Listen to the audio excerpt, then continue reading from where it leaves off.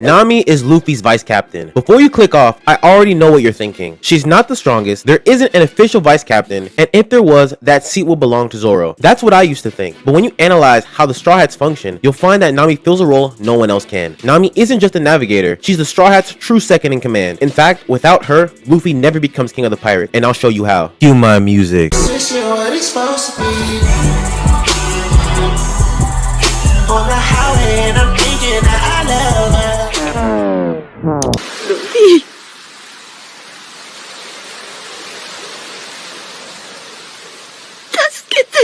Outside of Luffy, Nami has been the emotional backbone for a plethora of different characters, including the Straw Hat. This starts as early as the East Blue Saga, specifically the Arlong Park arc. Nami revealed something that would later become an integral part of her characterization, her will to carry the burden of others. And it was cultivated as an infant. Belle-Mère, the Marine who found her adoptive sister Nojiko carrying Nami as a baby on a war-torn battlefield. Belle-Mère raised both of them as her own daughters, and she became their mother. Now, while it may seem like a happy upbringing, Nami, being more ambitious at a young age, grew dissatisfied with the poverty she lived in under Belle-Mère's care. Despite this tension, Belle-Mère still raised them with love and refused to treat them as anything less than her daughters. This is where we truly understand Belle-Mère as a person and how her actions affected Nami so deeply. After Arlong arrived in Kokoyashi village and imposed a tax of 100,000 berries per adult, Belle-Mère split everything she had between the two children she refused to stop calling her daughters. Belle-Mère carried the weight of that situation entirely on herself, something that was so tragic but embedded itself into the heart of Nami, which is why she works under the Arlong pirates as a thief and a map maker in order to pay off Arlong's bargain, which would allow her hometown Kokoyashi village to remain free, throwing her desire for riches and her talent for map making aside for the village she loves. And when Luffy and the rest of the Straw Hats arrive at the village, Nami does her best to turn them away, as she does not want her friends to carry a personal burden, which is why Nami asking Luffy for help is peak cinema. This is not a typical damsel in distress moment, it is the fatigue of someone who has been carrying a burden alone for years finally being released. Arlong Park may not seem as insane when compared to later arcs like Egghead, but in the early East Blue era of One Piece's run, this was the first arc that introduced the darker and more emotionally intense themes that will later be shown in this journey. And the fact that Nami was at the center of the beginning is extremely important. Oda was doing his thing. But looking back at Nami, the mother figure attitude she inherited from Belle-Mère shows up especially when handling the monster trio. Luffy, the future king of the pirates. Zoro, one of the most formidable swordsmen. Sanji, a freaky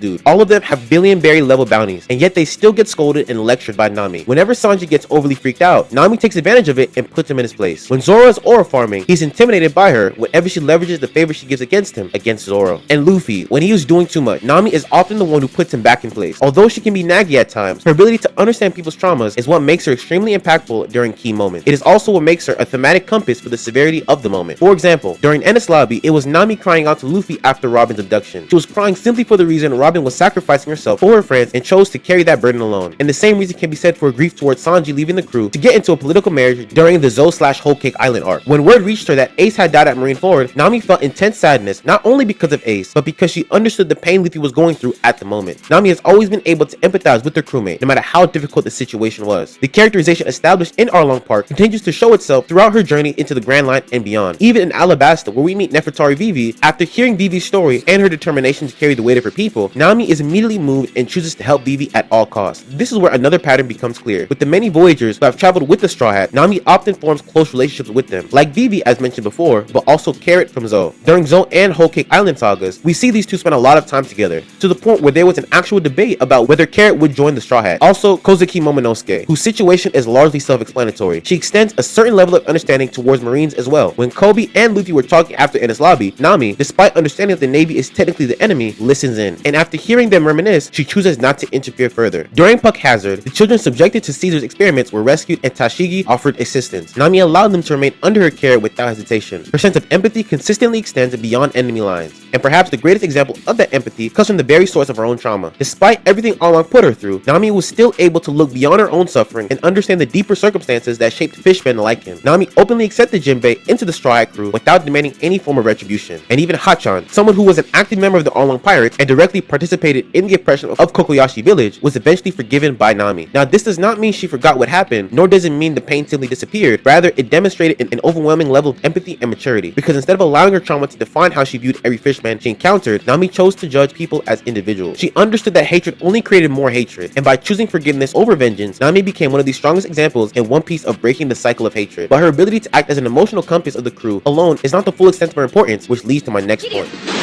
相手が風と海なら後悔してみせる。この船の航海士は誰？ Nami's navigation skills may be the most obvious trait when discussing her value to Luffy and the Strawhat Pirates, but it is also her most undervalued trait as well. Reminding everyone, Nami's talent for map making was so superb that at a young age, Arlong made her create maps for him, and when the Straw Hats made it past to the Grand Line, her abilities also began to seem almost supernatural. Because of her intense training in the East Blue for navigation, she is so in tune with the sea that she can actually predict the weather by sensing changes in the atmosphere. When Vivi expresses how the weather past the Grand Line is so unpredictable, it is almost impossible to guess, Nami moves through this difficulty with ease, which can be used as an argument that she may have some unlocked or underdeveloped observation hockey. But if Oda hasn't made that official, I wouldn't make it as law. However, it is a nice theory. Also, her use of the log posters she receives, special compasses that can sense the magnetic signatures of upcoming islands the Straw Hats will face. Nami has never been shown to have any major problem working with them, which shows just how competent she is at using them. And in the New World, she uses the New World log post, a compass that points to 3 different islands at a time. Outside of Luffy's recklessness, Nami is the one who decides where the Thousand Sunny goes next based on her premonitions. Also, the eternal posters that were introduced. Although they have been used, Nami never openly relies on them as a surefire method of travel. And looking at her overall navigation feat, the ones that are the most impressive are her travels to Skypiea and Fishman Island. At the time, the idea of a Sky Island was so far-fetched and almost lunatic, which is why Luffy and Zoro got made fun of by Bellamy way back then. Also Blackbeard. But anyway, getting to the sky is crazy work. Nami navigated the Straw Hats through the knockup stream, taking the lead during those events just so the Going Merry had enough momentum to reach Sky Island. The fact that this never gets brought up about her is diabolical. Let's not forget that she also created maps of the Sky Island, a place that is very rarely visited by outsiders. We can't forget that. Also Fishman Island, which might be more impressive since this was underwater. Reading underwater currents and evading harsh sea monsters, Nami helped the Straw Hats navigate their descent 10,000 meters below the surface to reach Fishman Island, but her navigation feats can be analyzed for days. We also have to look at the hierarchy of importance her skills provide to Luffy and the crew. Arguably, it is the most important to Luffy. And yes, the strong characters like Zoro, Sanji, Jinbei, and Robin, they can handle tough opponents. But if the Straw Hats do not know where they are going, like Zoro, they cannot possibly reach Laugh Tale and obtain the One Piece. It is without a doubt that Nami is an essential pirate to the crew, but what often gets discounted is her overall pirate ferocity.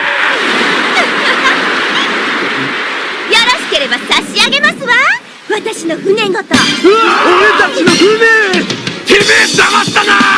Although Nami is heavily portrayed as one of the weaker and less brave pirates aboard the Thousand Sunny, she is a far more formidable pirate than we give her credit for. Post-Wano arc and heading into Albath, Nami's bounty is officially 366 million berries, which is higher than a plethora of formidable pirates the Straw Hats have come across. For instance, Caesar Clown, the notorious punk hazard scientist who played a major role in manufacturing the Smile Fruit. Gecko Maria, one of the former warlords of the sea and depending on theories, even a previous daimyo in Wano. Basil Hawkins, Bellamy, and Bartolomeo. Even Don Quixote Doflamingo's pre-warlord bounty of 340 million berries. Now before you cook me in the comments, bounties are not directly reflective of strength. Nico Robin had an 80 million berry bounty as a child, and Chopper initially had a 50 berry bounty. Rather, it reflects the world's government's perception of a pirate as a threat to society. And in that regard, Nami absolutely qualifies. As a navigator for the Straw Hats, but also as the Cat Burglar, what becomes most apparent about Nami is her love of money and the often scandalous means she uses to obtain it. But just like the navigation itself, people often underestimate how much she has actually stolen or accumulated over time. Pre-Grand Line, Nami successfully obtained 100 million berries in order to pay Arlong's bargain, which may not seem like a lot now, but at the time it was more than triples Luffy's original bounty of 30 million berries. On top of that, there's the treasure obtained on Skypiea, later appraised during the Water 7 arc. That alone accounts for roughly 300 million berries in value, not to mention her consistent ability to find ways for the rest of the Straw Hats to owe her money in one way or another. She's a primetime hustler. Not only that, but another aspect of her character that often gets overlooked is her use of seductive allure in a tactical way, which actually makes sense when you look at her history. In her appearance in the manga, she uses her defenselessness to lower other people's guards in order to steal from wandering pirates, and this trait works so effectively that she even applies it against Zeus, one of Big Mom's most trusted and long-standing servants. By feeding Zeus clouds, Nami was able to turn Big Mom's own asset into Nami's loyal servant. When combined with her climb attack abilities, this effectively elevates Nami into a far more dangerous and versatile pirate than she's often given credit for.